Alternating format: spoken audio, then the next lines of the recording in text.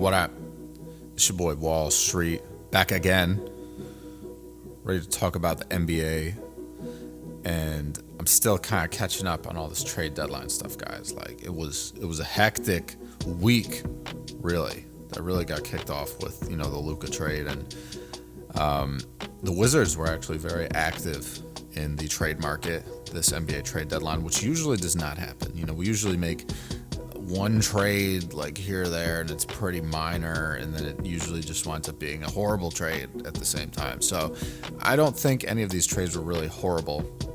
I don't really understand the Jared Butler for Reggie Jackson trade, but the trade that I want to talk about right now is one of the more prominent trades that happened with the Wizards, in which the Wizards ended up with Marcus Smart, who I've been a big fan of ever since he got into the league. He entered the league in 2014 out of Oklahoma State, and he was the 6th overall pick by the Celtics in the 2014 NBA draft.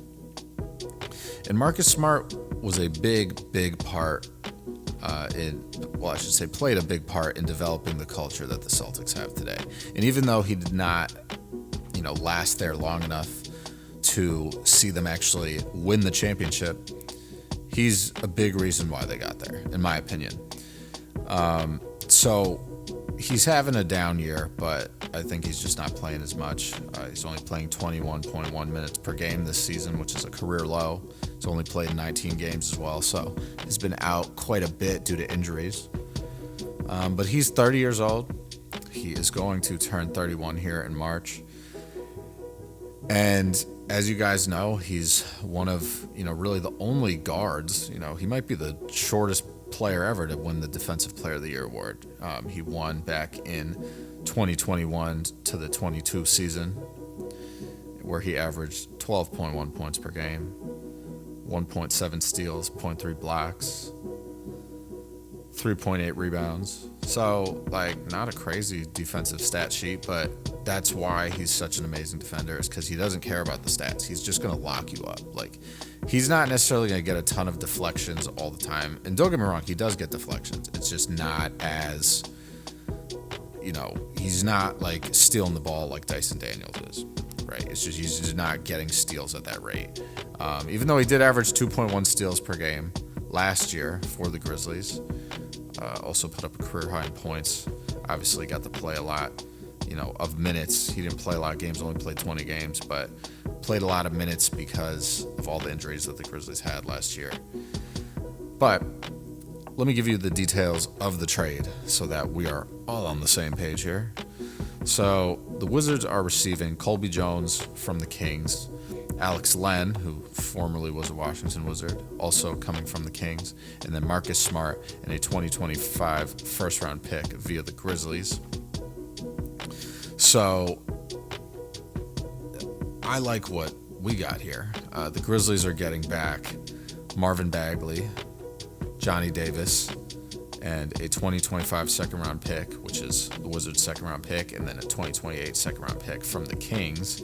And then the Kings are getting Jake LaRavia, who's been a pretty decent player for the Grizzlies. Played well last season, too. Obviously got a lot more time because the main guys on the Grizzlies were out. But I like what the Wizards got here. I really do. I think the addition of young players in this trade deadline, just array of trades made by the Wizards, has just been amazing. Getting AJ Johnson, who's a first-round pick in this past year's draft, great. You also get Sidi Sissoko from, I guess the Spurs, but then technically from the Kings. He's also 20 or 21 years old. So just piling up these young players and shipping out some of the older guys before their value really tanks. I felt like Kuzma's value was going down all season. And, we got him out of there. We got AJ Johnson and Chris Middleton back. I also just love the veteran leadership that they're bringing in. Marcus Smart, like I said, was a big builder of that culture in Boston. And I think he fit in well with the culture of the Grizzlies. He just didn't really get enough time there to really see it through. But, the main reason that they're dumping him here, it seems to just be financial. He's getting paid, a little bit over $20 million for the next 2 seasons. And I guess it makes sense for them, picking up Johnny Davis. Maybe they still believe that he has potential here. I don't know. I've been so patient with Johnny Davis, who was the 10th overall pick in the 2022 NBA draft. Had a very quickly progressing career at the University of Wisconsin, where he did not have a great freshman season, but had an amazing sophomore season and really shot up into the lottery. So we picked him. Did not pan out ever, but he went from 7 points a game his freshman year to 19.7 and was getting a crazy amount of rebounds as well, but whatever. But he's had flashes of being a good defender. Maybe the Grizzlies can utilize him better than the Wizards can. I have no idea, but wishing all the best to Johnny Davis. He just did not really fit in Washington from what I saw. And then Marvin Bagley, obviously the second overall pick in the 2018 NBA draft, famously getting selected before Luka Doncic. He's having the worst season of his career, 4.9 points per game in just 19 games. He hasn't played a game since December when he went out with a knee injury. So I think these were guys that were probably going to just sit on the bench anyway.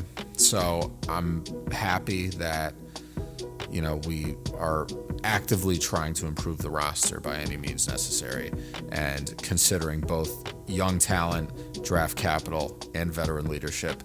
It's very, very, very cool for me to see, because I feel like the GMs we've had in the past are just not focused.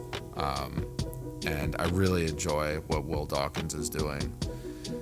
And hopefully he can keep doing it, right? We're going to get a high draft pick this offseason.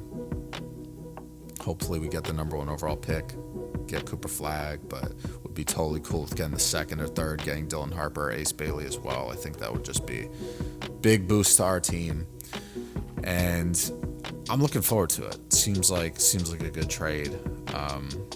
Like I said, works for the Wizards. We get veteran leadership. We get Colby Jones, who's 22 years old, was an early second-round pick in 2023. And the Grizzlies get financial relief, and the Kings, are getting Jake LaRavia, which, also a young player, will certainly be able to help them down the line. I think he's only 23 years old. He's a good scorer. He's 6'8", 235, plays the 4, kind of a stretch 4.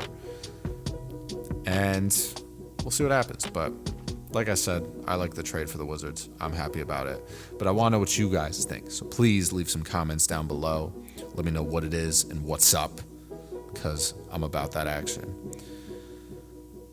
As always, if you enjoyed the video, please give me a like. If you're not already subscribed, go ahead and hit that subscribe button. I would greatly appreciate you doing both of those things. Helps me, helps the channel, helps YouTube know what you like. And if YouTube knows what you like, they'll keep pushing it your way, because YouTube is just on that. But I'm going to let you guys go. Take it easy. Get some good night's sleep. Sleep is very important. So definitely get your sleep in. Relax. Have some fun. You know what I'm saying? Handle business. Stand on business. Peace out.